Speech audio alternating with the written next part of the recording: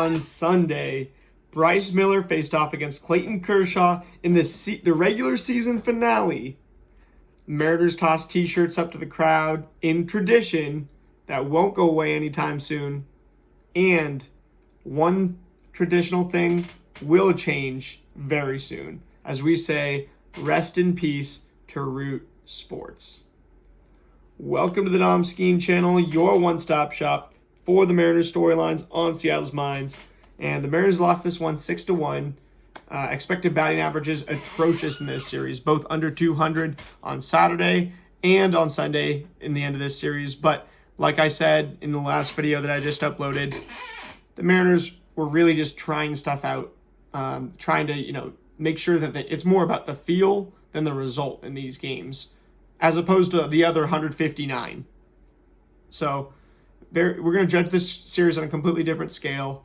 And yeah, another 14 strikeouts for the M's in this one, and then just 2 walks for the Mariners in this one. Whereas the Mariners hit it, at least for the Mariners hitters, whereas the Mariners pitching ends up just giving up 2 walks as well and strikes out 10.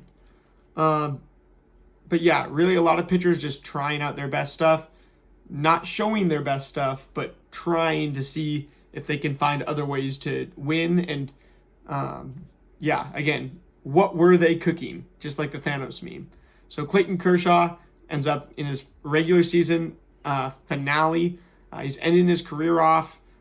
He gets a standing ovation at Safeco Field, as he should. Proud of our fans for doing that for him. 7 strikeouts to 1 walk, 5.1 scoreless innings against us, a 4-hit ball. And getting into his numbers, let's go analyze Clayton Kershaw. 16 swinging strikes on 94 pitches. It looks like he really brought it. He brought the big guns for his last regular season start. How he's going to be used in the playoffs remains to be seen going forward, but not going to be in the rotation. He's going to be out of the bullpen. Even really, it's more like an if he's used, or how much is he used, if at all. But I'd expect you see him get in there at some point as a lefty option out of the pen. The Mariners obviously brought in Robbie Ray as a lefty starter out of the pen in the playoffs at one point, and that really didn't work out. So I wouldn't expect the Mariners to do much of that this time. Doesn't matter because we've got all righties anyway in our starting rotation. And we've got really just a few contract killers. Our lefties are just straight up mercenaries who we say, you are meant to kill this guy because you are the only one that has the skills to do that. So we don't really have many lefty arms, but the ones we do are going to be used very deliberately in that regard. Then looking over at Bryce Miller, he had 9 swinging strikes on 70 pitches. And this was the kitchen sink approach from Bryce Miller that we saw earlier this year. It's not my favorite version of Bryce Miller. He's throwing 7 different pitches.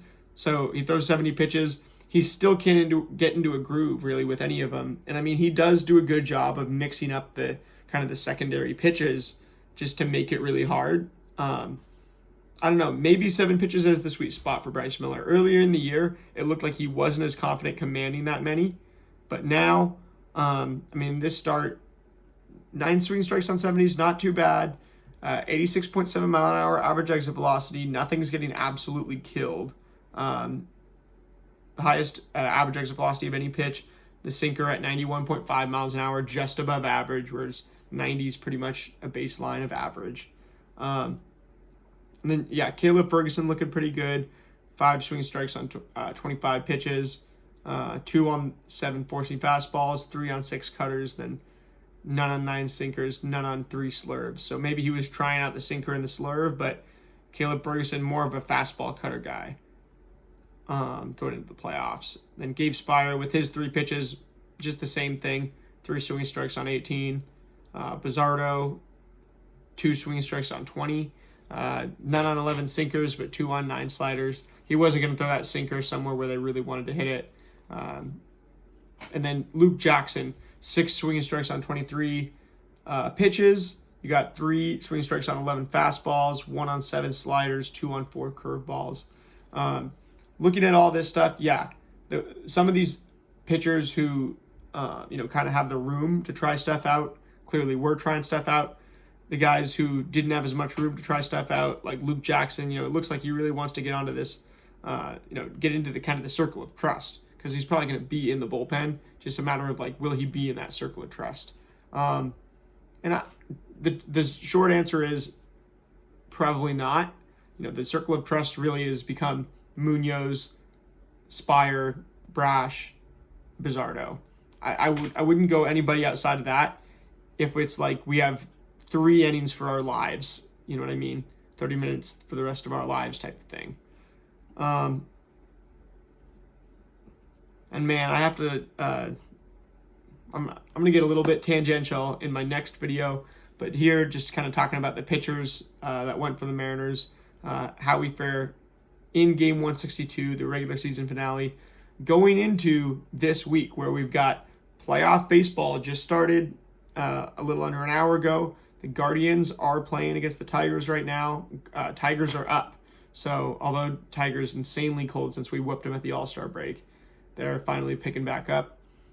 You got Cincinnati and the Dodgers tonight. You got Boston and New York.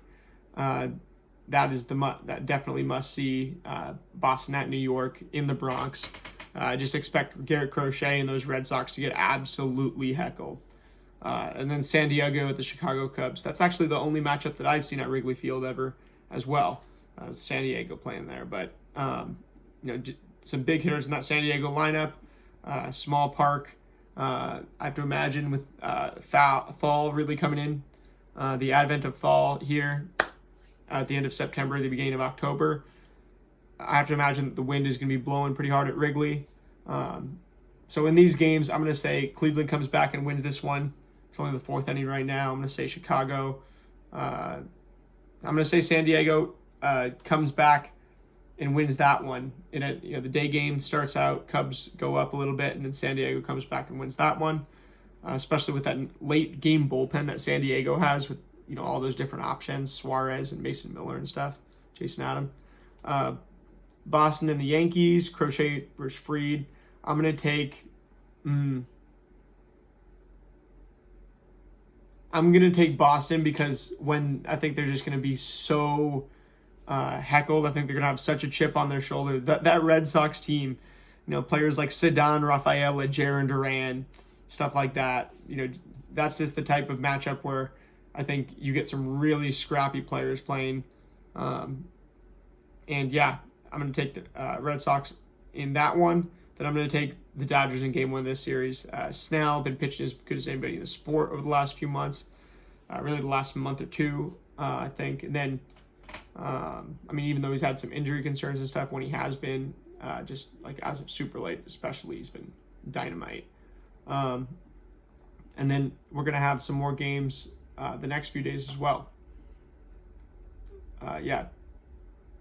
Tomorrow, you got the same 4 matchups. Thursday, sorry, I'm having trouble looking at this right now. But I am going to do a postseason predictions video. So there's your postseason predictions for the games for today. But I'm going to give you a postseason predictions video coming out later today, if not tomorrow. Enjoy these game 161 and 162 recaps. Thank you again for 100 subscribers. It's all glory to God. And I will see you guys in the next one. Go M's.